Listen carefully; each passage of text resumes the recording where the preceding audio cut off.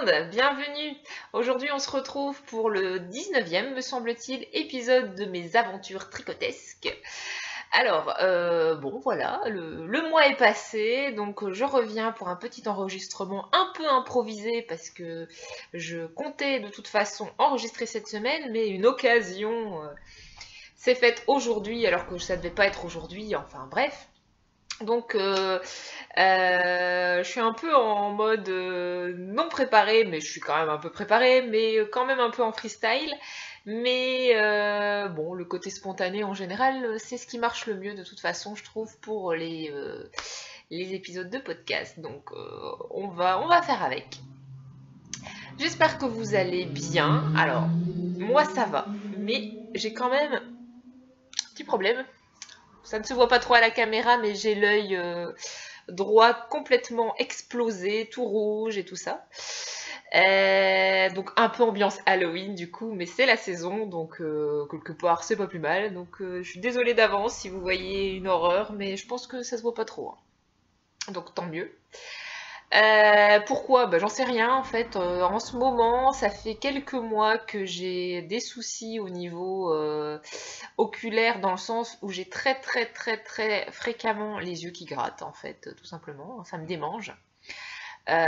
Surtout le soir, enfin non pas forcément le soir, mais ça me démange, voilà, à des moments inopportuns. Alors ça peut, pendant toute la journée, aucun souci, et puis pendant 1 heure, j'en peux plus. C'est vraiment très bizarre. Mon mari, qui a le chic pour me faire enrager, dit qu'il y a de fortes chances que ça soit dû à une allergie à la laine. Il est gentil, hein. Donc j'espère que c'est pas ça, et même si c'était ça, de toute façon, tant pis, je préfère avoir les yeux qui grattent que d'arrêter de tricoter, hein, on est bien d'accord. Ou au pire, si c'est une allergie, il y a des médicaments qui existent pour que les symptômes soient moins importants, ou une désensibilisation, ou des choses comme ça. Mais je vois pas pourquoi je l'étais pas et tout d'un coup je deviendrais allergique à la laine. Je veux dire, ça n'a pas commencé avec le tricot. Donc j'espère que ce n'est pas ça, que c'est autre chose. C'est peut-être une allergie mais à autre chose. Poils de chat, pollen, enfin les trucs un peu classiques, la poussière. Je ne sais pas, je ne sais pas du tout. Je veux dire, c'est pas juste au moment où j'ai la laine sous le nez non plus, donc je ne sais pas. Quoi qu'il en soit, ça va là, ça ne me démange pas, je vais tenir le choc. Donc on va commencer et on va parler des projets terminés. Et je viens de me rendre compte que j'ai oublié le premier, enfin qui n'en est pas vraiment un puisqu'il était déjà terminé lors de l'épisode précédent, mais il manquait un petit détail, donc j'avais quand même envie de vous le montrer complètement terminé. Donc je reviens, à tout de suite. Rebonjour, voilà le projet que je voulais vous montrer complètement fini, c'est le Little Tray. La dernière fois, il n'avait pas ses boutons, tout simplement. Donc là, j'avais quand même envie, parce que c'est quand même plus joli quand c'est un gilet, de le voir correctement fermé, boutonné et tout ça, parce que les boutons, c'est quand même la cerise sur le gâteau du projet. Donc c'est bien de montrer, enfin je trouvais que c'était plutôt intéressant de vous le montrer complètement terminé. J'ai dû donc recommander les boutons puisque j'avais eu un souci de taille. Les boutons que j'avais en ma possession, même si j'en ai un certain nombre, étaient un peu tous trop grands. Donc là j'ai pris des boutons, je ne sais plus si c'est 1,5 ou 1,3 mm. Et donc ils sont violets, donc ton sur ton, et avec un petit, voilà, un petit motif très sympa de spirale que je trouve très joli. Et de loin, ça fait des boutons quand même assez discrets en fait. Donc c'est sympa, c'est sympa. Oh là là, qu'est-ce qui me paraît grand ce gilet. Ah là là, c'est pas pour tout de suite. Quoique ce matin, je lui ai remis, j'ai remis à Charline un gilet que j'avais fait il y a longtemps, là, le Corrigan, qui était très large, très large, et ça lui va toujours, ça lui va même encore grand maintenant. Maintenant, le problème étant la longueur des manches et la longueur du corps, mais bon... avec des soupules, il y a toujours moyen de... Voilà. Bref, donc ça c'était le projet reterminé par rapport à la dernière fois. Maintenant, en ce qui concerne vraiment les projets de ce dernier mois, eh bien, j'en ai deux à vous montrer. Tout d'abord, je pense que depuis tout à l'heure je parle, vous le voyez.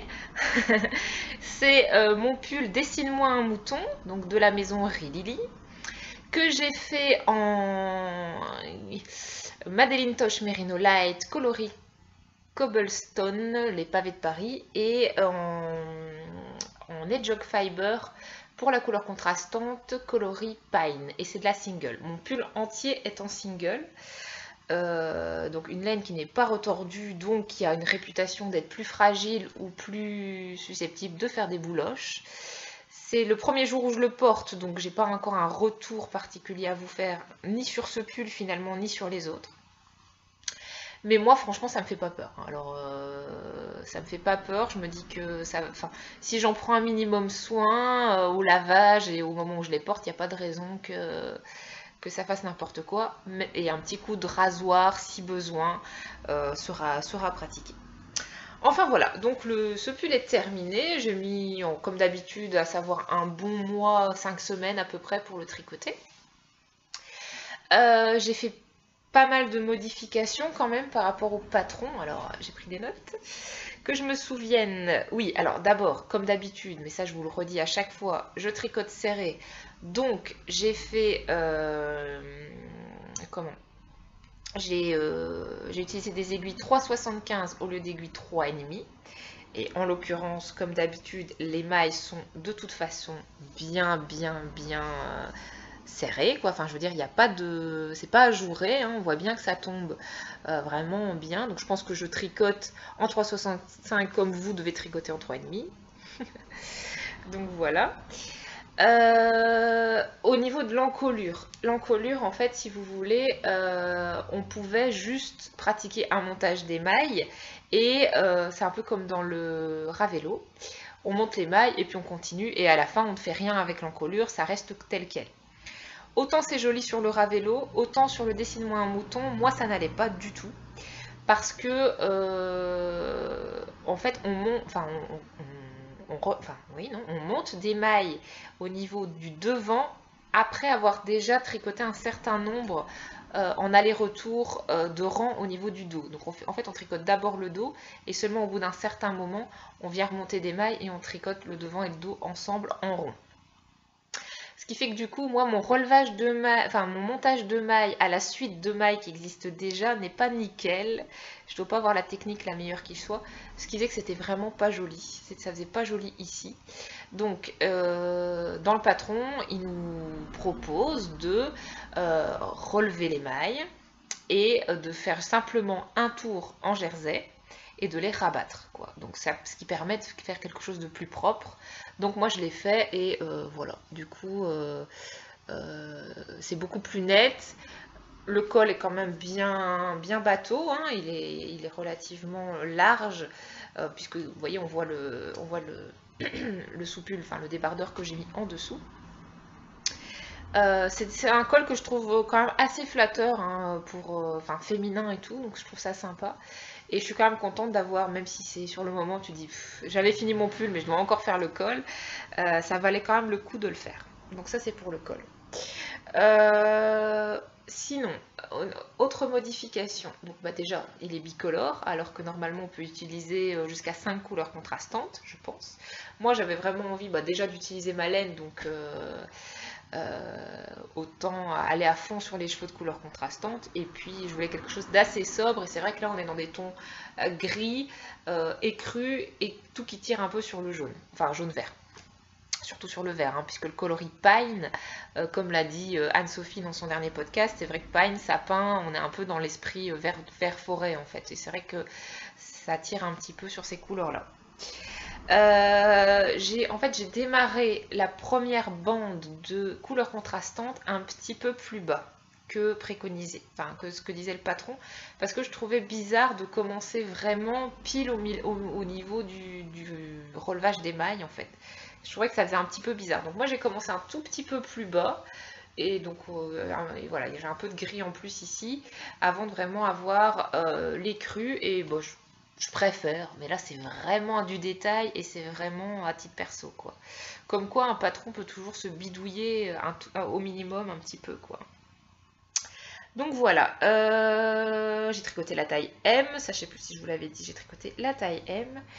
Et comme je commence à avoir un petit peu de connaissances, d'expérience, de retour sur projet depuis le temps que je tricote, pas si longtemps que ça, mais depuis tous les projets que j'ai fait des petits changements, comme par exemple, c'est un pull raglan, hein, top-down raglan. Donc on augmente au niveau des manches, on augmente au niveau de la bande de manches en fait. Et alors dans les patrons de la maison Rilili, parfois il faut juste augmenter le dos, il faut juste augmenter le devant, il faut juste augmenter la manche selon les rangs et tout ça.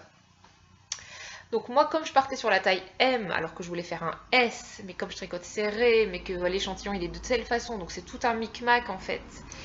Et à un moment donné je me suis dit, je vais faire la taille M, par contre je vais faire moins d'augmentation raglan que prévu. Je sais, ça commence à devenir un petit peu intellect, hein, tout ça, mais ça va aller, vous allez comprendre.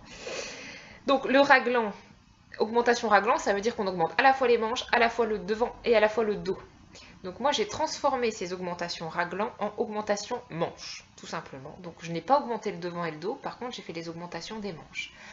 Parce que je sais que la maison Rilili a tendance à avoir des manches bien serrées quand même, donc je voulais avoir de l'aisance au niveau des manches sans avoir trop de largeur au niveau du corps. Donc la solution c'était de remplacer 2 augmentations raglan par 2 augmentations manches. Voilà, donc j'avais un petit peu moins de mailles au niveau du corps que la taille M, donc en tout 8 mailles en moins, puisque j'ai fait 2 augmentations raglan de moins. Et au niveau des manches, j'avais exactement la taille M, puisque là j'avais respecté les augmentations pour les manches. Je ne sais pas si vous avez tout compris, mais si vous avez un doute, je décris la modification du patron dans Ravelry, de façon succincte, mais on comprend, logiquement on comprend.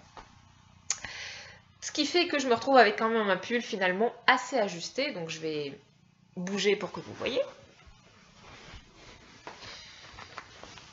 Hop, voilà. Donc c'est vrai que bon, quand on regarde le modèle d'origine, on a quand même quelque chose d'assez large. Moi, ça me tombe quand même près du corps. Comme mon Bello, comme mon Ravello, finalement, ils sont tous un peu taillés pareil. Hein. Mais bon, j'aime bien comme ça. Alors, ce qu'il y a d'intéressant avec ce pull, c'est que donc, le point de riz brisé est un petit peu partout. Sauf que vous avez une bande ici de jersey. Qui permet vraiment de faire la séparation dos devant et je trouve ça assez joli et en plus ça rappelle bien la manche qui elle est complètement en jersey. Comme je suis un peu maniaque, mais de toute façon c'est ce que prévoit le patron, j'ai vraiment mis les rayures des manches au même niveau que les rayures du corps, d'accord? Donc là on est vraiment en fait j'ai fait des rayures 5, 3, 5, 3, 5, 3, 5, 3, etc. etc. pratiquement jusque dans le bas du pull, vous voyez. Je suis dans le bas. Donc pratiquement jusque dans le bas du pull, juste à la fin, j'ai quand même continué complètement en gris, histoire de bien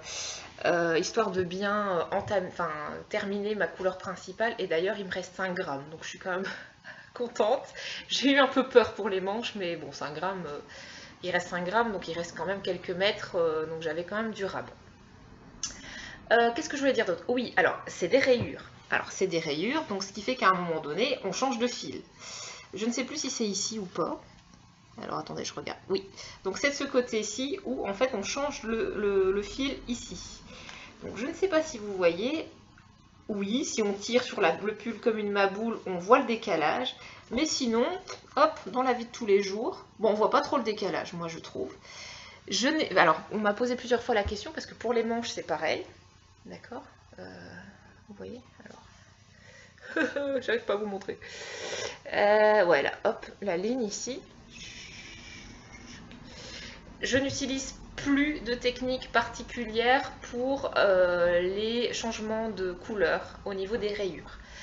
Sur mon Ravello, je l'avais fait, c'est juste moche, super moche. Donc j'avais fait le relevage de la maille d'en dessous, vous savez, on récupère au moment où on arrive pour changer la couleur, on fait un tour complet, on revient. Et à ce moment-là, on relève la maille du rang d'en dessous et on la tricote en même temps que la maille qu'on était censé tricoter à ce moment-là. C'est moche. Enfin, moi, en tout cas, moi, c'est moche. Il y a une autre technique qui consiste à glisser la première maille. Je l'ai fait sur des chaussettes, je pense. Ça va pas non plus. Ça ne marche absolument pas. Donc maintenant, je ne fais plus rien, mais je fais bien suivre mon fil d'une certaine façon. Je vous montre. Hop, désolée, je me déshabille. Hein. Donc vous voyez, derrière, je me rapproche. Le fil se suit. Hein, ça se croise tout le temps, en fait. D'accord? Je ne sais pas si vous voyez bien, en fait, parce que je ne vois pas le retour caméra, là. Le fil, il se croise tout le temps. D'accord? Donc, ce qui fait qu'effectivement, à chaque changement de rayure, ce que je fais, c'est que je récupère le fil d'avant en le passant, alors attends que je dise pas de bêtises, en le passant en dessous en fait. Enfin, ça fait en sorte vraiment que ça permet au fil de remonter. C'est un petit peu difficile à expliquer pour le coup. Je sais pas trop... J'ai vu ça sur Instagram, je ne sais plus qui a dit qu'elle faisait comme ça. J'ai essayé et je trouve que ça marche super bien. Donc je vous montrerai d'ailleurs après sur un autre projet, ça sera plus clair que sur le pull, ce que ça donne. Et vraiment, je trouve que c'est génial. Ça évite de se prendre la tête avec une technique hasardeuse. Et puis ça apprend à faire bien suivre son fil, ce qui peut être utile dans plein d'autres situations, même si c'est pas forcément des rayures. Hein. Ça peut être faire suivre son fil le long d'une bordure ou des choses comme ça. Donc je trouve que c'est vraiment intéressant. Je vous en reparlerai quand je vous montrerai l'autre projet, ce sera peut-être plus facile de vous montrer. En tout cas, sur le pull, ça donne bien. Au niveau des manches, voilà. Ça on voit hein, quand même un petit peu, hein, forcément, mais bon. Moi, je trouve ça propre, je trouve ça net. Pas de souci. J'ai rallongé aussi les manches et le dos. Donc mes manches, elles arrivent là en fait. Bon, évidemment, quand on bouge, etc. au quotidien, ça redescend un peu. Mais jamais ça n'arrive là, parce que ça, je déteste. Donc on est sur quelque chose d'assez long quand même. J'ai bien rallongé, comme d'habitude. Et en tout, du coup, parce que ça, je l'ai noté, je trouve que ça peut être rigolo aussi de le signaler, j'ai utilisé 986 mètres de fil pour faire mon pull. Donc moi j'arrive à faire des pulls en taille SM fingering à moins de 1000 mètres. D'accord?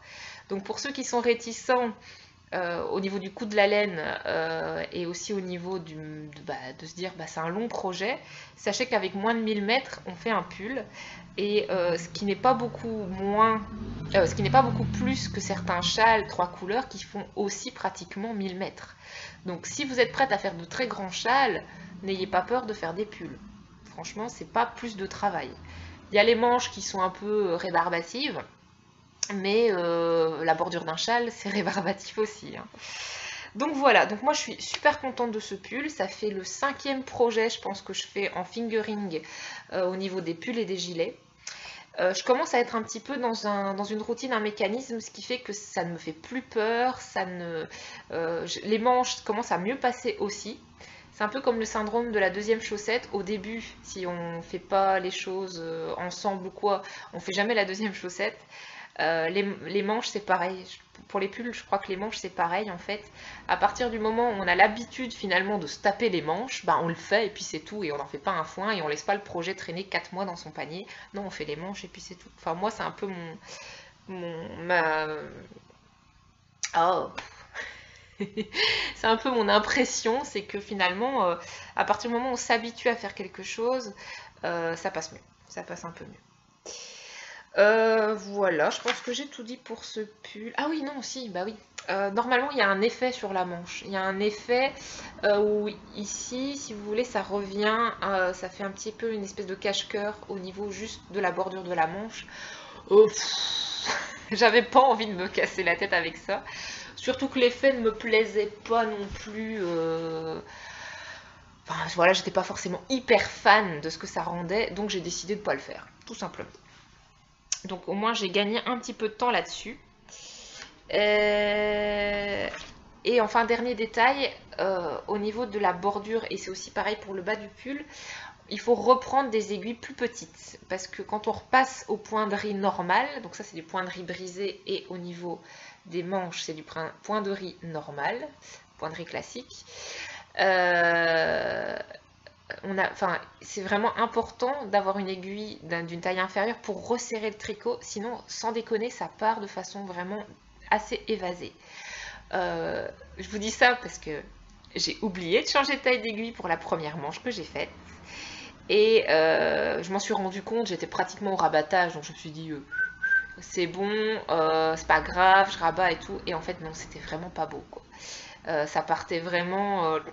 donc, il fallait vraiment diminuer. Donc, j'ai pris des aiguilles 3,25 pour... j'ai dû donc défaire et refaire cette partie-là de la manche. Comme quoi, ça sert parfois à rien de s'entêter, puisqu'il faut quand même redéfaire derrière, même si on se dit, ouais, non, c'est bon. Quand vous commencez à devenir bien maniaque du tricot, et que vous dites, bah non, tout le pull est parfait, puis la fin des manches est moche, c'est quand même dommage. Donc, vaut mieux... j'aurais dû défaire dès que je m'en suis rendu compte, en fait. Encore une fois, j'ai insisté.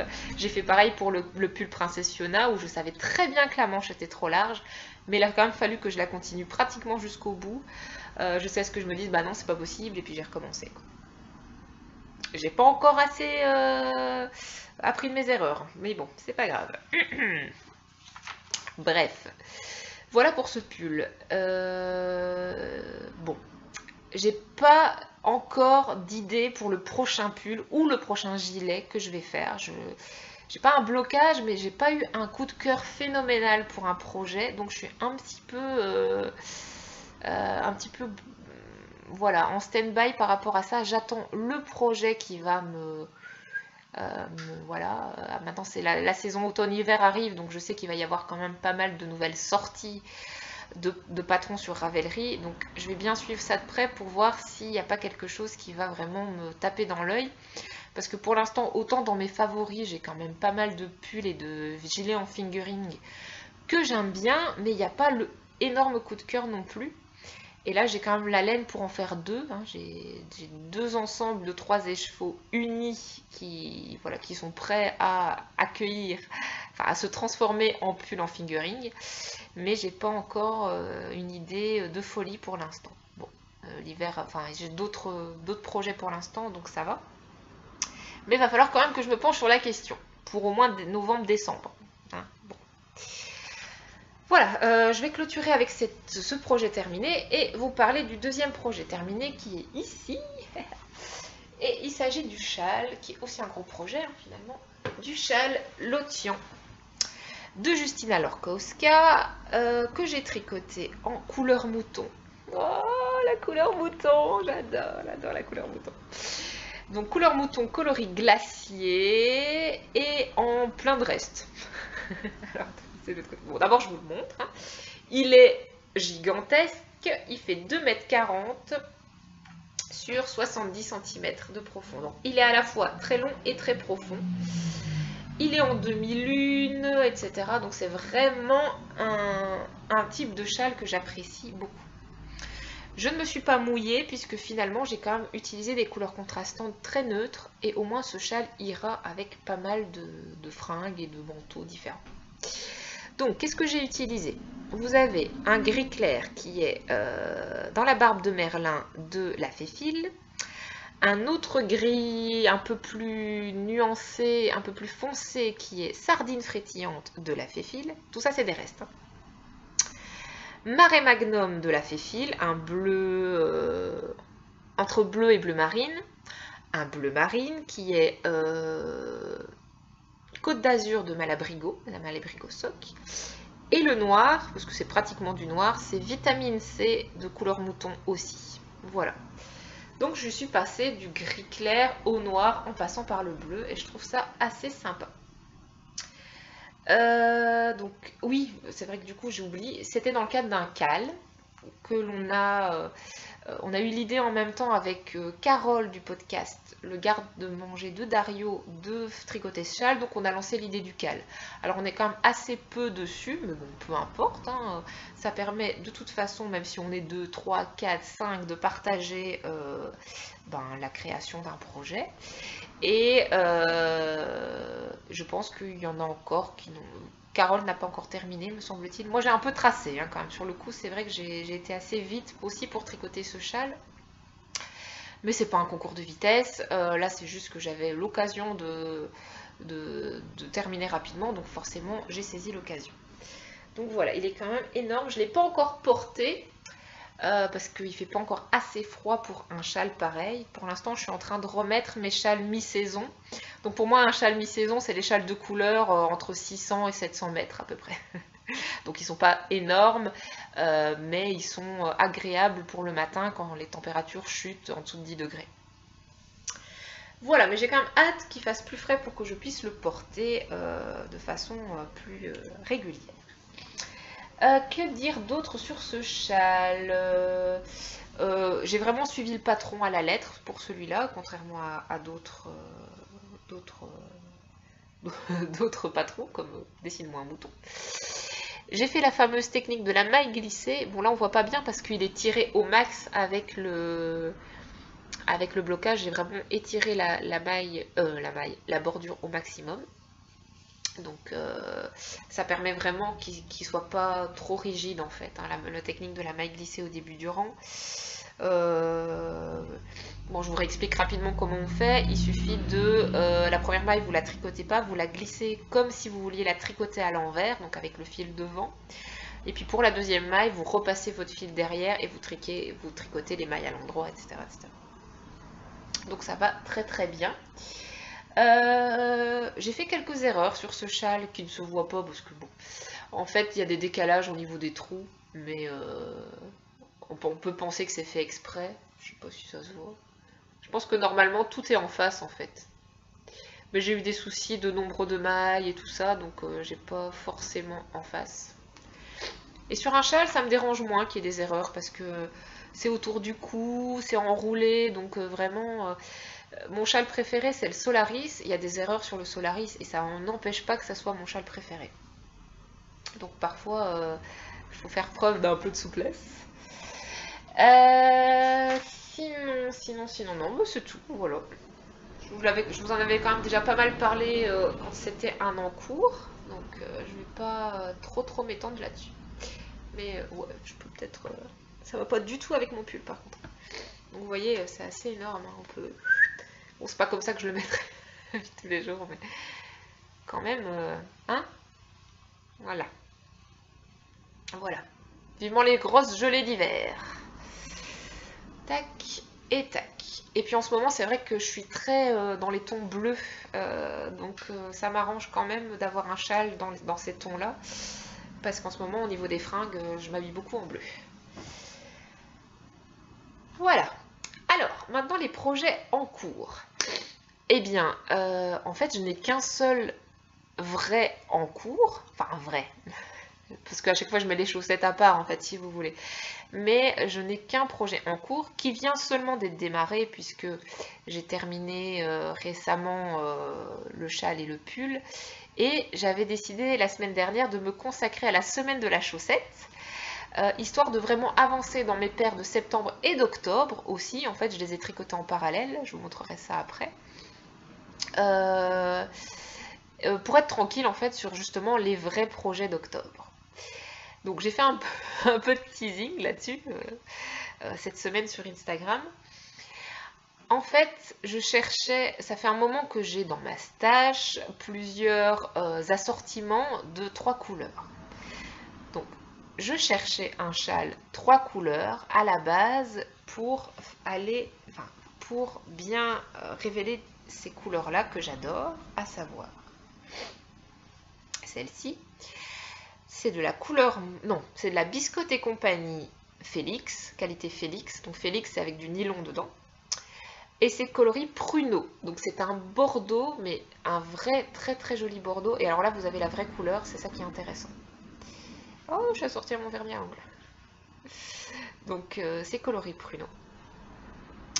Avec lequel je voulais mettre, et je n'ai pas pris, je suis nulle, hein. Je voulais mettre un écheveau foncé. Si vous ne connaissez pas, c'est le coloris Eggplant de Malabrigo Sock. Donc c'est un gris qui tire sur le violet, un gris très foncé qui tire sur le violet. Voilà, donc ça allait forcément coller avec ça. Je ne l'ai pas pris, c'est pas grave. Et troisième couleur, Celle-là, alors, celle-là, je suis amoureuse de cette couleur. Je la trouve, pour moi, c'est un peu l'équivalent de Teacup. Donc, c'est de la Hedgehog. C'est de la Hedgehog Sock, ancienne base, toute douce. Coloris Urchin, d'accord? Donc là, on est sur une base naturelle avec des splashes, donc des speckles, je pense, on dit réellement. Rose pâle, bleu foncé. Voilà, je sais pas si vous voyez, mais c'est assez varié. Et ils sont assez rares finalement ces speckles, hein. Quand j'ai bobiné, finalement c'est vraiment les crus, enfin les crus, le naturel qui domine. Donc voilà, j'ai changé d'avis avec le coloris Eggplant, c'est pour ça qu'il n'est pas là, puisque la fois dernière, je vous ai montré, j'ai craqué pour une jolie laine à paillettes. Et là, je me suis dit, oh, c'est trop bête, il faut que je fasse quelque chose de vraiment intéressant avec cette laine à paillettes. Du coup, je farfouille dans ma boîte, je tombe sur le trio que j'avais fait et je regarde en me disant, oh, ça serait trop bien ensemble, quoi. Tant pis pour coloris Eggplant, ça reste quand même une couleur assez neutre, un gris qui tire sur le violet foncé.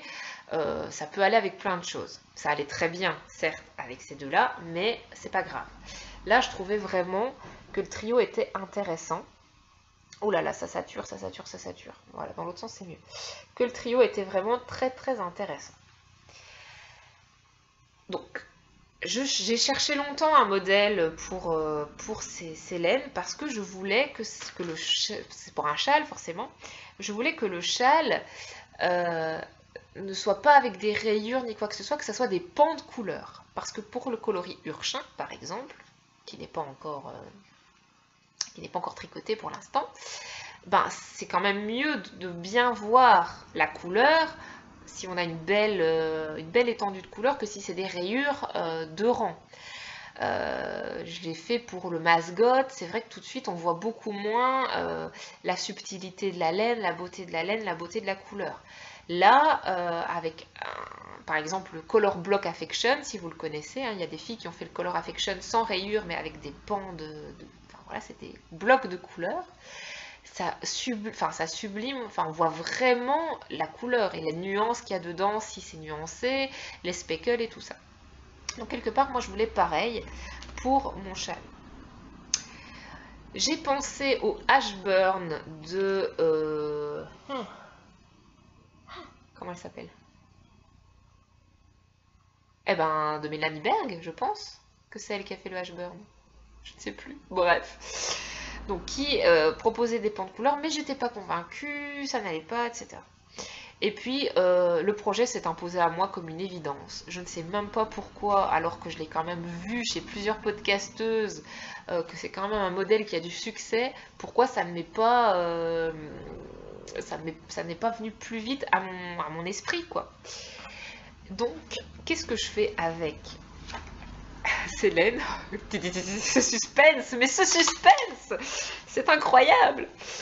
Je fais le Cardinia Wrap. Et oui, tout simplement, je fais le Cardinia Wrap de Amba O'Brien. Voilà. D'ailleurs, j'en profite au passage pour vous montrer mon investissement. J'ai acheté un organisateur pour mettre mes projets tricot, podcast. Enfin voilà, en fait l'intérêt c'est le fait qu'il y ait des anneaux, ce qui permet de déplacer par rapport à un carnet, ça permet de rajouter, déplacer et tout ça. Donc dedans je mets les patrons, les tutos, les idées podcast, enfin plein de choses en fait. Il est en cours de construction pour l'instant. Au début j'ai ça, donc évidemment. Comme je suis une fifi girly, j'étais acheter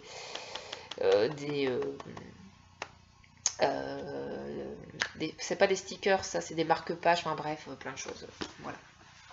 Si vous voulez qu'on en parle, on pourra en parler plus en détail, mais bon là c'est pas trop le sujet. Et je vois que le temps file quand même, donc je vais quand même pas tarder. Bref, je fais le Cardinia Wrap. Donc je vous montre où j'en suis qu'au début, hein, forcément, j'ai commencé ça il y a 2-3 jours. Voilà, donc... voilà, c'est un châle.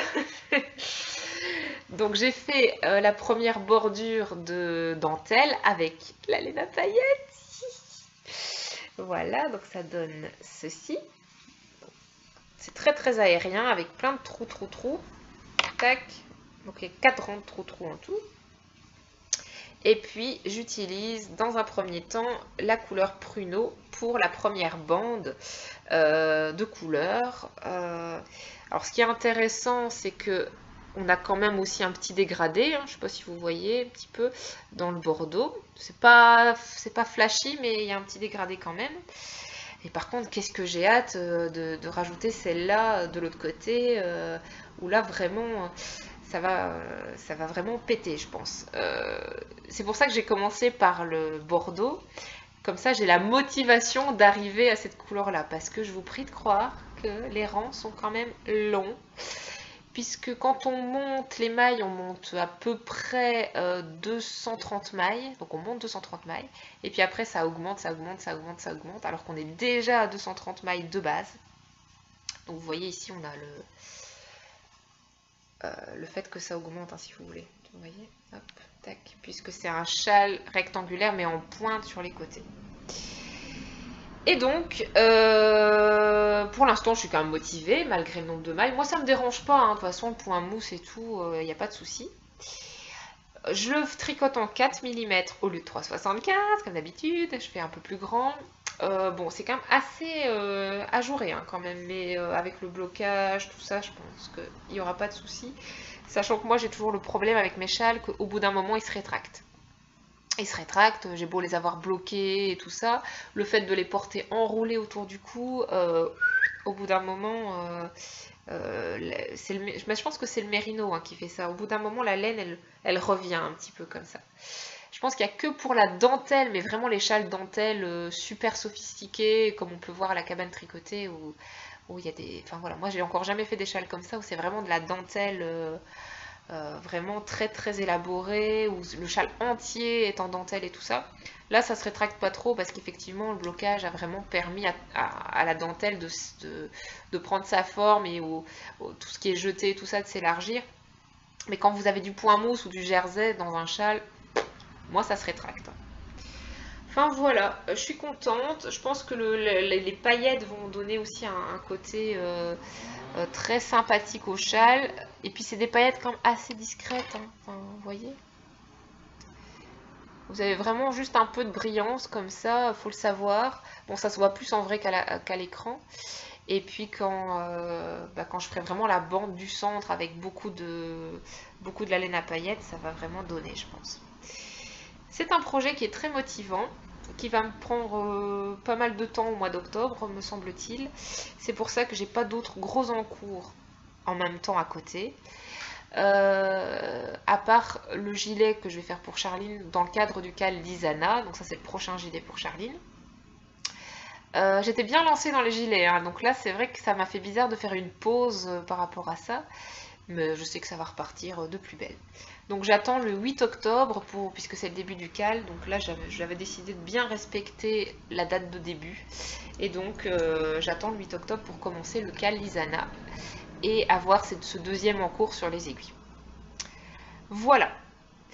Maintenant, j'ai aussi les chaussettes, donc ça je vais vous les montrer également. Donc les chaussettes, pour moi, ça reste des tricots bonus. C'est toujours dans le cadre du cal les 12 petons du Air Général.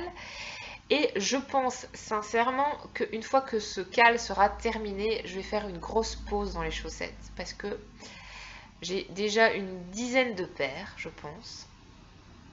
Dans les 10 paires, il y en a 2 qui ne compte pas parce que j'ai un souci. Alors il y en a une, elle me gratte, donc c'est pas très agréable. Et l'autre paire, j'ai une paire qui est trop grande, ça me saoule parce que je l'ai faite en biscotte et compagnie, que je vais donner probablement à ma belle-mère. Il me reste un peu de laine, donc il y a moyen que je les refasse à ma taille, mais ça sera plus des sockets, je pense, parce que j'ai quand même, il me reste de la laine, mais pas non plus folie, quoi. Donc je commence à avoir pas mal de paires de chaussettes et ça commence aussi tout simplement à me saouler de tricoter des chaussettes. À force de trop en faire, là, je pense que j'ai besoin d'une pause en fait. Mais là, je peux pas faire de pause puisqu'on est dans l'objectif du cal 12 paires en un an, donc une paire par mois. Donc il faut quand même que je continue jusqu'au bout. Mais il n'empêche que après ça, je crois que je dis pas que j'en tricoterai plus jamais parce que non, maintenant que j'y ai goûté et que mes pieds sont habitués à la douceur des chaussettes, je vais quand même continuer à en faire, mais ça sera peut-être plus une de temps en temps, 3-4 paires par an, enfin voilà quoi. Voilà, donc la première paire que je tricote, les chaussettes de septembre, qui du coup ne sont pas terminées, même si on est le 3 octobre, c'est celle-ci. Donc c'est les, j'ai pas pris de bloqueur, les Show Off Trended Sock. C'est un nom bien compliqué pour un motif tout simple en fait.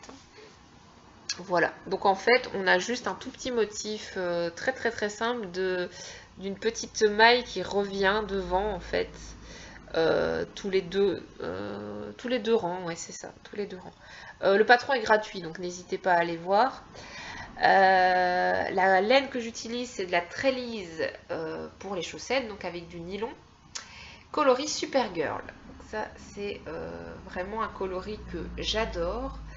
Et elle est très douce, parce que c'est de la Trelise. Et je trouve que le motif met quand même pas mal en valeur cette petite laine, elle lui donne un petit cachet. La deuxième en est ici, d'accord, donc j'arrive au talon à peu près, donc je vais bientôt faire le talon. Et puis je vais la terminer tranquillement, même si la deadline est passée puisqu'on est le 3 octobre, mais je suis avancée sur les chaussettes d'octobre. Donc l'un dans l'autre, je suis à peu près à 70% de la paire et pareil de l'autre côté. Donc l'un dans l'autre, j'ai même un peu d'avance en fait finalement. Donc ça va. Voilà, c'est des chaussettes comme d'habitude. Je fais le Turkish Caston pour commencer au niveau des orteils. Je fais le Fish Lips Kiss Heel pour le talon. Et je termine par la technique, voilà, ça se voit peut-être pas bien, 3 mailles endroit, une maille envers.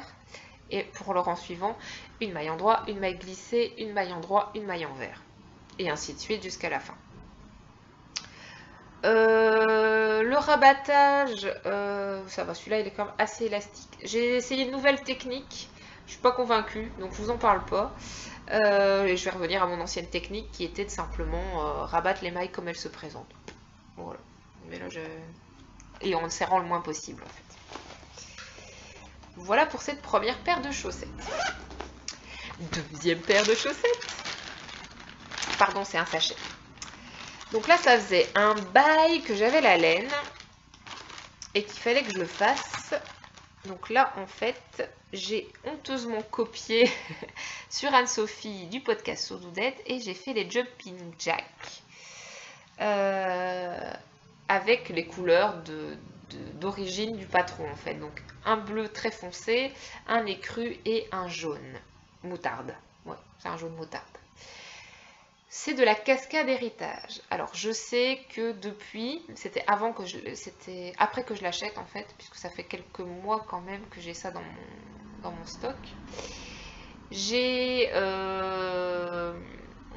entendu dire qu'elle avait quand même mauvaise réputation, qu'en plus justement pour les chaussettes, elle avait tendance soit à s'agrandir, soit à rétrécir, soit à boulocher, enfin il y avait toujours quelque chose qui n'allait pas en fait. Mais bon, trop tard, j'avais la laine en stock, donc maintenant, bah, j'ai fait les chaussettes, quoi. Et puis, on verra bien, advienne que pourra des chaussettes. On va pas tergiverser. Donc, j'ai fait une chaussette, la voilà. Elle est toute mignonne, c'est super joli, je trouve, comme style de chaussette, bretonne et tout. Donc, avec les rayures, et là, justement, je vous en reparle. Les rayures. Voilà ce que ça donne sur le côté de ma chaussette. Donc je trouve que c'est quand même très propre. C'est pas pile en face, mais on y est presque. Grâce à la fameuse technique de faire suivre son fil. Et je vous montre ce que ça donne à l'envers. Pardon, j'ai pas rentré les fils. Voilà. Donc vous voyez, on a vraiment les fils qui se croisent. Ce qui permet vraiment au fil. Donc par exemple ici, on a les crus. Après, on tricote le bleu foncé. Et puis, au moment de reprendre les crus, eh bien, en fait, on fait quand même remonter par derrière le fil du bleu foncé. Ce qui permet finalement au décalage, bah, comme il est tiré vers le haut, en fait, comme le fil est tiré vers le haut, ça remonte un peu, en fait. Et c'est juste ça qui permet d'avoir quelque chose de finalement assez net sur l'endroit. Donc moi, quand on me demande maintenant si je fais une technique particulière pour remonter, les rayures, bah non, je fais pas de technique particulière, je fais juste suivre mon fil en repassant par en dessous du fil précédent. D'accord, de façon imagée, on ne comprend pas trop, mais essayez à la maison. Voilà, si vous avez des rayures en cours, faites ce que je dis, juste vous passez votre fil en dessous du fil précédent et vous allez voir, ça va permettre de remonter en fait. Alors, au niveau des losanges, je n'ai pas acheté le patron des Jumping Jacks. Donc, j'ai bidouillé pour retrouver comment faire les losanges sur une base de 60 mailles. Donc, je vous montre un peu justement mon petit schéma, parce que j'ai aussi fait... le fait d'avoir le planeur, ça permet aussi d'un petit peu déconner sur les projets en cours. Donc, voilà, donc là j'ai refait les chaussettes et en fait j'ai refait une petite grille avec les endroits où je devais faire les mailles en vert en fait, d'accord. Donc ça en fait je suis partie sur la base de 30 mailles, donc, parce que j'ai 60 mailles, donc 2 fois 30 mailles, et j'ai réussi à faire en sorte que ça tombe juste. Il suffit de régler la hauteur du losange, hein, tout simplement. Voilà. Donc j'ai pas acheté le patron, mais en même temps je pouvais faire sans, donc c'est tout, hein. Je ne revendique pas forcément cette méthode, mais je le trouvais un peu cher quand même. Sachant que j'utilisais de toute façon le Turkish Cast On, la technique du Fish Lips Kiss Heel et tout ça, j'avais pas besoin de savoir tout le reste, hein. Moi j'avais juste besoin de voir un peu comment c'était fait et puis c'est tout. Voilà, donc c'est des fausses Jumping Jacks avec aussi... alors là, pareil, il faut que je rabatte comme ma technique d'avant parce que là, ça va pas, c'est trop serré. Donc je vais devoir détricoter. Youpi! Avec la technique de la maille glissée au milieu. D'accord, comme je l'ai expliqué pour les chaussettes précédentes. Voilà pour cette petite chaussette. Et la deuxième, elle en est là. Alors vous voyez, vous remarquez rien? Je suis sur des aiguilles 23 cm. Et oui. J'ai décidé de retenter l'expérience des aiguilles 23 cm pour les manches. Donc j'ai fait, c'est vrai que j'ai oublié de le dire, j'ai fait les manches de mon pull avec des aiguilles 23 cm. Ça s'est très bien passé. Et donc je me suis dit, tiens, j'ai jamais essayé pour les chaussettes. Donc j'avais envie de réessayer. Et finalement, j'ai fait cette chaussette en 3 jours, je pense. Ça a été vraiment très vite. Et je crois que quand même, les aiguilles 23 cm, ils sont pour quelque chose. Donc je fais pas une croix sur le Magic Loop, mais par contre de temps en temps quand c'est juste du jersey, c'est quand même vachement agréable les aiguilles 23 cm. Faut juste s'y faire, se dire allez, je sais bien qu'au début c'est pénible le temps de bien trouver la position de ses doigts, mais une fois qu'on l'a trouvé, franchement ça roule. Donc voilà, j'ai à peu près ces deux paires de chaussettes qui sont à 70%. Ce qui me reste, donc ça me fait à peu près l'équivalent d'une chaussette à faire pour tout le mois d'octobre en parallèle de mon châle et du gilet pour Charline, donc je pense que c'est faisable. Là où je suis un petit peu déçue en fait, c'est que Sodoudette avait parlé d'un cal que je trouve super intéressant, qui est le cal les chaussettes qui font peur. Et j'avais vachement envie de les faire, mais le truc c'est que j'ai déjà fait mes chaussettes septembre-octobre qui sont en cours. Ça voudrait dire qu'il faut que je recommence encore une autre paire de chaussettes.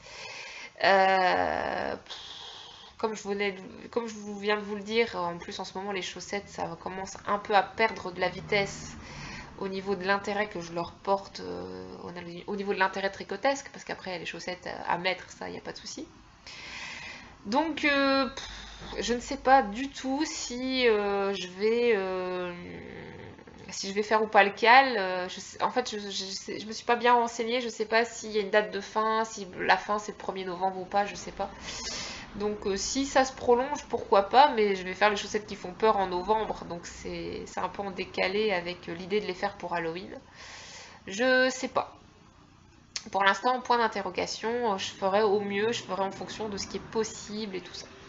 Bon, bref, j'arrête de réfléchir tout avec vous, ça sert à rien. pour les tricots, c'est fini, me semble-t-il. Je vous ai parlé de tout. Voilà, donc c'est terminé pour la présentation de tout ce qui est projet fini et projet en cours. Je vais juste vous parler de mes derniers achats de laine avant de vous dire au mois prochain. Alors, ce sont des laines qui n'ont pas forcément été achetées très récemment, puisque la dernière fois, je ne vous ai pas tout montré au niveau de mes achats de laine, parce que j'avais quand même bien exagéré. Donc, j'en ai gardé pour cette fois-ci. Alors, d'abord, je vous montre un écheveau que vous avez déjà dû voir chez So Dooded, punaise, j'arrête pas de faire des références. Qui est cet écheveau-ci, parce que là, vraiment... il fallait que je le prenne, quoi, c'est pas possible. C'est de la Biscotte et compagnie, c'est de la Bis Sock, donc de l'autorayante chaussette avec 15% de nylon. Elle a changé sa gamme, puisqu'avant c'était la Félix, dont je vous ai parlé avant, là, notamment pour mon châle. La Félix n'est pas très douce, malheureusement. Elle le pique pas, il n'y a pas de souci, mais elle n'est pas super douce, alors que celle-ci... elle est juste incroyable, quoi. Rien que de prendre le côté un peu moins serré, le fait de l'avoir pris dans ma main, j'hallucine, quoi. Vraiment, c'est super. Et donc, on a... oui, ça, je vous l'ai déjà dit, la composition. Et donc, c'est le coloris... mince, il n'est pas écrit sur le mien. Oh, je ne sais plus, c'est sorcier quelque chose. C'est sorcier quelque chose, et parce que ça fait référence à l'école Gryffondor, en fait. Vous avez le gris, vous avez l'or et le rouge de Gryffondor. Donc là, là vraiment, j'avais trop envie de me faire des chaussettes Gryffondor, donc ça tombe à pic. Ensuite, j'ai cherché dernièrement un écheveau qui, pour moi, me faisait penser au rose parfait, en fait. Et pour moi, le rose parfait, qui est... à la fois flash, mais pas trop, etc. C'est celui-ci, qui est le coloris coquette de Madeleine Tosh. Il est en Tosh Sock, donc il n'est pas en Merino Light, parce que je ne voulais pas de la single pour une fois. Puisque c'est pour un jour me faire un châle avec des laines qui ne sont pas en single. Donc je préférais prendre... une laine retordue. Maintenant, la Tosh Sock, elle est très retordue, hein, vous voyez. Ce qui n'enlève rien à sa douceur, hein, ça reste une laine très agréable, très douce, mais elle est quand même très retordue. Je ne sais pas du tout ce que ça donne dans un châle, du coup, comme effet. J'espère que ça sera joli, sachant que de toute façon, je reprends mon écheveau de laine à paillettes, vous voyez, pareil, hein, elle est retordue pareil en fait. Vous avez le même effet de fil et ça me choque pas trop, enfin ça me choque même pas du tout dans mon châle, au niveau de la dentelle en plus, non ça va quoi. Donc voilà un autre achat récent. Et alors il y a celle-là aussi. Alors celle-là, c'est un petit craquage chez Wools & Co, la boutique de Bailleul, qui a ouvert cette année. Oui, c'est cette année. Et c'est une laine c'est une marque que je ne connaissais pas. Donc ça me permettait de découvrir, parce qu'en ce moment, je pense que je vais quand même commencer tout doucement à arrêter d'acheter toujours de la Jog, de la Elite LG et tout ça, et d'essayer de m'ouvrir à des marques que je ne connais pas encore. C'est un peu l'objectif des prochains achats, c'est de taper dans de la laine que je ne connais pas encore. En tout cas là, c'est de la Palaluna. C'est de la Palaluna, c'est 100% mérino retordu, hein, 4 brins. Et le coloris, eh bien, n'est pas écrit dessus. Je ne sais pas. Je sais pas, je connais pas le coloris. En tout cas, c'est un gris, un anthracite, gris anthracite, qui tire légèrement, mais alors très légèrement, sur le marron. Ce qui fait que du coup, il va avec du gris, il va avec du noir et il va avec du marron.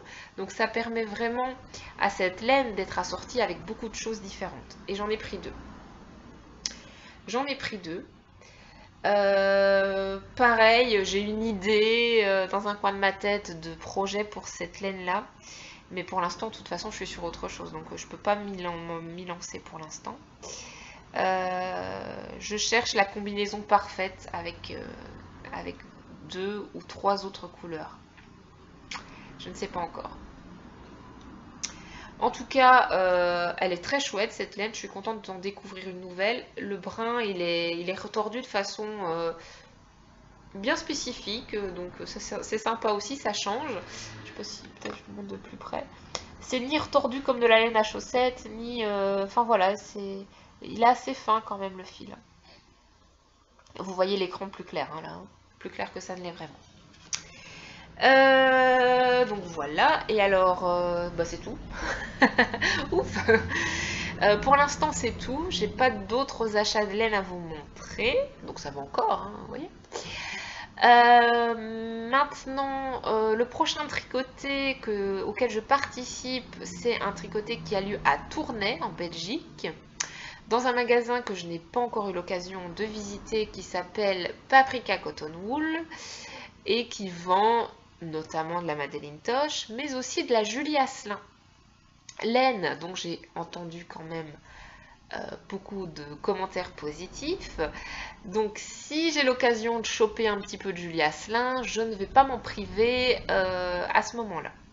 Ce tricoté a lieu le 15 octobre, donc j'ai hâte d'y être. D'ici là, ça va me permettre d'avancer un petit peu sur mes projets.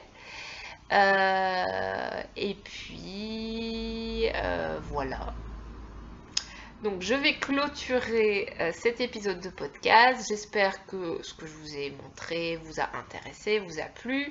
Si vous avez des questions, vous n'hésitez pas à me les poser en commentaire ou sur Instagram ou sur Ravelry. J'essaye toujours, comme je vous dis, au maximum de décrire mes avis et mes modifications sur les projets sur Ravelry, sur les pages projets de Ravelry, que je mets en lien sous la vidéo. Donc n'hésitez pas à aller voir également là-bas. Je vous fais des gros bisous. Je vous souhaite à tous un très bon mois d'octobre, mois d'Halloween. Et je vous dis à la prochaine fois. Salut!